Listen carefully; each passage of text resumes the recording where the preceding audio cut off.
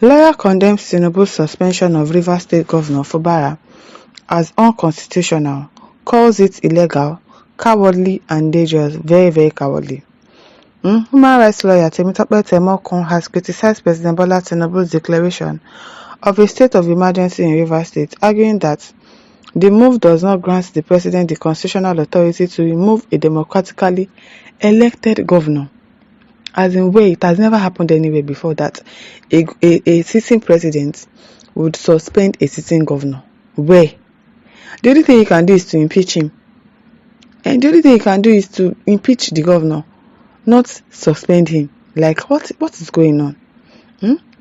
Arguing that the move does not grant the president the constitutional authority to remove a democratically elected governor.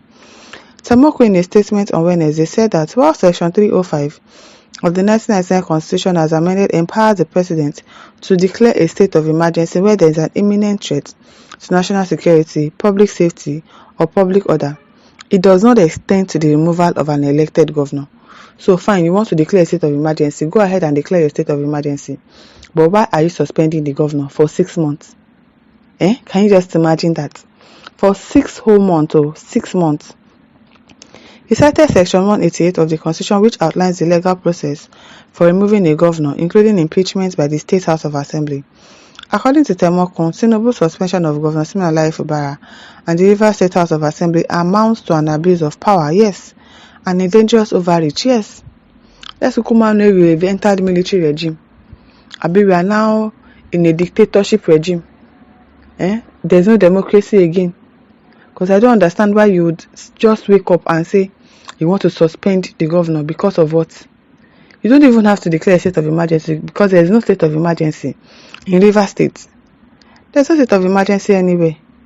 The declaration of a state of emergency may involve deploying troops to maintain law and order, restricting movements or gatherings, and suspending certain laws or regulations. However, the removal of an elected governor is a hasty, cowardly move taken not to safeguard any security or governance, but to hijack the state apparatus. Yes, that's what they want to do. Hijack the state apparatus by proxy and stage a win by default for the president's minister, Wike Temoko stated. Yes, so by tomorrow morning now, I'm sure he will start making out, oh, we've won, we did this, we did that. He's going to come and start spitting rubbish tomorrow. I'm very sure of that. The lawyer accused Tinubu of political bias, yes, pointing out that the southeast and part of the north have been grappling with violence and insecurity for months without any decisive action from the federal government. So you know that it is very, very biased and they are looking for something in Rivers. So that is why they are declaring a state of emergency. All the northern part of the country, some states that they've been killing people anyhow, headsmen doing anyhow, kidnappers doing anyhow. You did not declare a state of emergency there. So why are you declaring a state of emergency in Rivers State as it's peaceful? Rivers State is peaceful. It is wicked that is causing problems in Rivers State. And those lawmakers, they are the ones causing problems. Why not call them to order? Why not call your wicked to order? Why are you declaring a state of emergency? For what? For what? Can you imagine?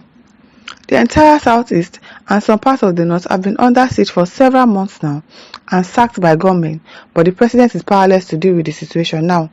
A state of emergency needs to be declared in Rivers State to wrestle the state's powers from Fubara.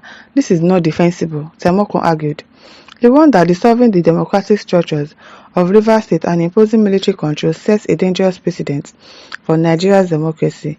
Sacking the entire democratic structures of Rivers State, including the State House of Assembly, and bringing the state under military government is a dangerous step and smacks of weakness and cowardice, Temoko added.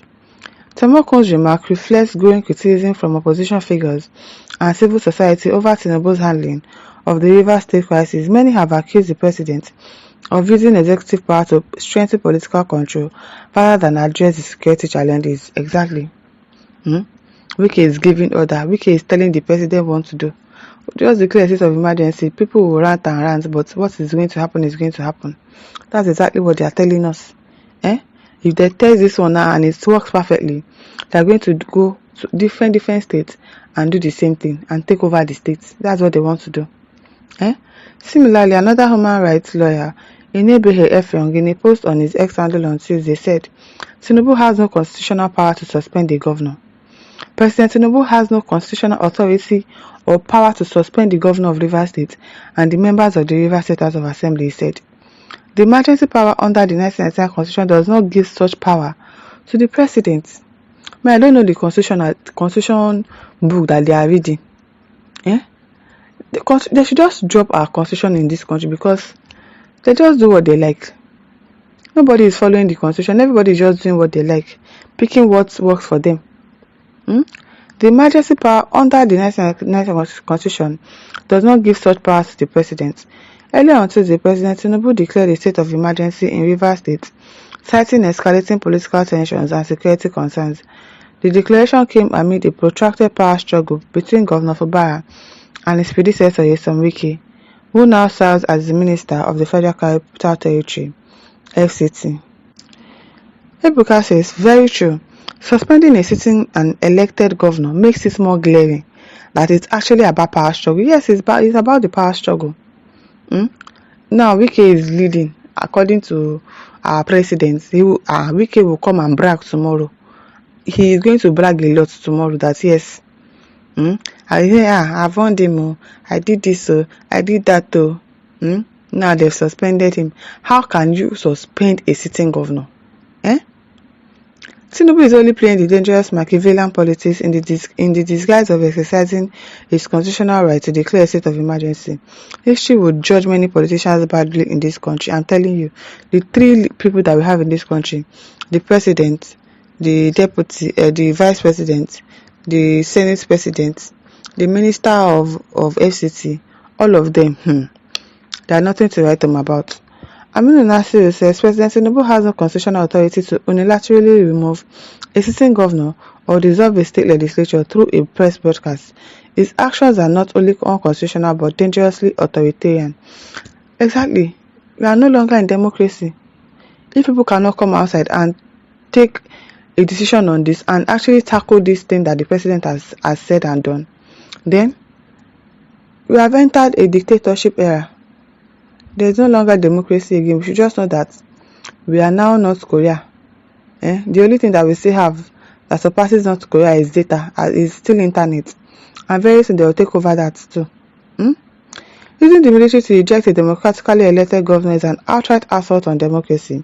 It sets a terrifying precedent where the executive branch, backed by force, can override election results. And they've been doing that one since now. This is dictatorship in practice, not democracy. Exactly. Welcome to dictatorship. There's no democracy again. At least now over to you. Leave your thoughts in the comment section. Don't forget to like, to share and subscribe. Thank you for listening. See you some other time. Bye.